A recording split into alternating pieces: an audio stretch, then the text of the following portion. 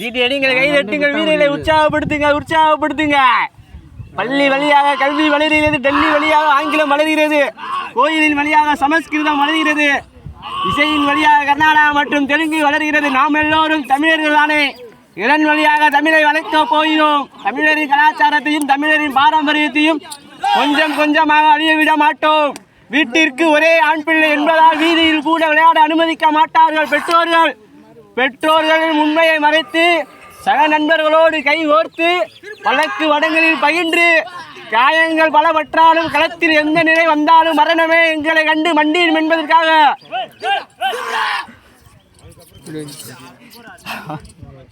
குட்டும் காலை என எட்ட நின்று பார்க்காமல் கொட்டுவது ரத்தமானாலும் மோதி பார்ப்போம் என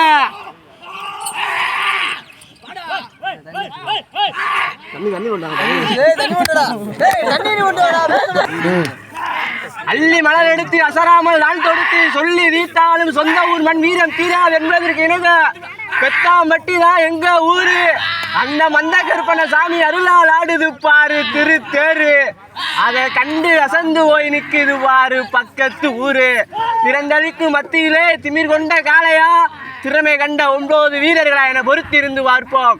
வானத்து வானவில்லை வடமாக துரைத்து வாசுகு என்னும் பாம்பை நாராக பிணைத்து காளையின் கழுத்தில் திணித்து உறவினரின் ஊக்க குரல் கேட்டு ஆடும் ஆட்டமே இதுதான். ராவணனின் வில்லுக்கு ஈடாகும் காளையா, இல்லை ராவணனின் வாளுக்கு ஈடாகும் காளையர்களா? நான் தொட்டு வணங்கி வந்த தெய்வமா, இல்லை நீ என்னை முட்ட வந்த தெய்வமா? புண்ணிய பூமியிலே காலையில் புழுதி பறக்கின்ற ஆட்டமா, இல்லை அதை கட்டி எனக்கு வந்த 9 வீரர்களின் வெறித்தனமான ஆட்டமா என பொறுத்திருந்து பார்ப்போம்.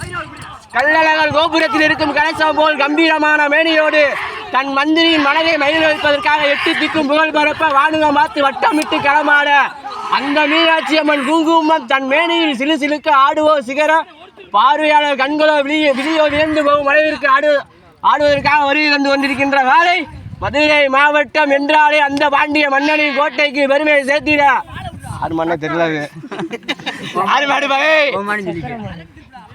குருவாரோடைய சேர்ந்த சர்க்கரை கொண்டு காரிய காலை மிக கம்பீரமான தோற்றத்தோடு வளர்ந்து கொண்டிருக்கின்றாரு.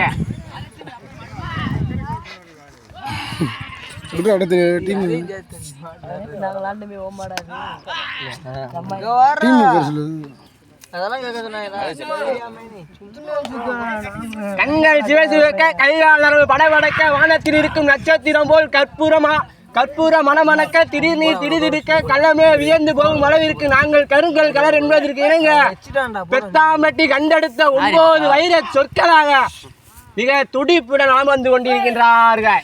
சீட்டி அடிங்கள், கைதட்டுங்கள், வீரர்களை உற்சாகப்படுத்துங்கள். பெண்கள் குலவையிட்டால் காலையும் சிதறாடும், ஆண்கள் விசிலடித்தால் மாடுபிடி வீரர்கள் மாட்டை பிடிப்பார்கள். வெல்வது பெண்களின் குலவை சத்தமா, இல்லை ஆண்களின் விசில் சத்தமா என பொறுத்து இருந்து பார்ப்போம்.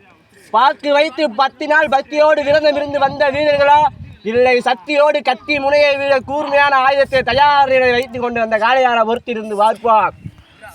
நேரங்கள் நெருங்கி கொண்டிருக்கின்றது, காலங்கள் கடந்து கொண்டிருக்கின்றது.